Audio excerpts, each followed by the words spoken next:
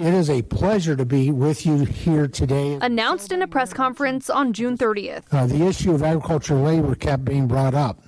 The lack of domestic workforce for these jobs, how cumbersome the H-2A visa program was, and the fact that the cost of ag labor was pushing some farmers to the brink of bankruptcy. H.R. 9535 would make some of the largest changes to the federal farm worker program since the Reagan administration. Right now, the H-2A program is mostly limited to seasonal or temporary jobs. That might work for a farm that needs extra hands during harvest, but it does not work for industries like dairies, where the animals need care 365 days a year. Every farmer I talk to, every single one, the number one issue is labor and getting a legal workforce. And this is not just, as we've said, for agricultural producers or those working in agriculture. This is for the American people. These people produce the food that feeds America and feeds the world. Under the proposed bill, workers could remain with the same employer for up to 350 days a year.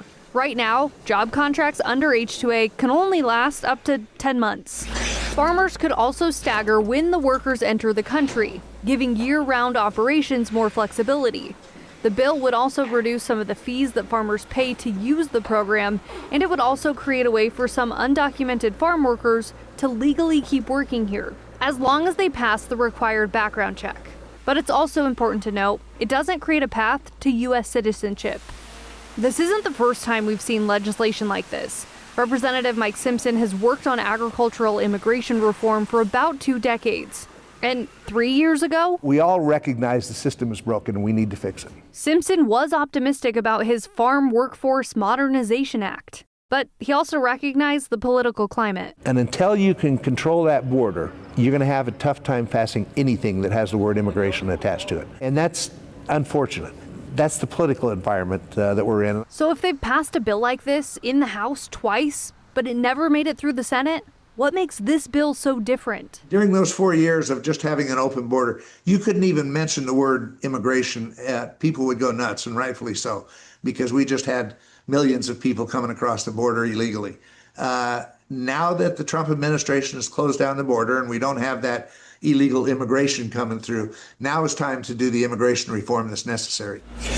And in those countless years of working to change the program, the Idaho Dairymen's Association has continued to advocate for it. They say about 90% of jobs on Idaho dairies are filled by foreign-born workers. And they say American workers are not lining up to fill enough of those jobs, which leaves many farms reliant on workers who may not have the legal authorization. They had 4,000 openings in the dairy industry across the country. You know how many of those were filled by American workers that would take those jobs? 4. We're talking 4 out of 4,000. These are not jobs that are taken from Americans. These are jobs Americans won't do. So consequently, we need that legal workforce in this country,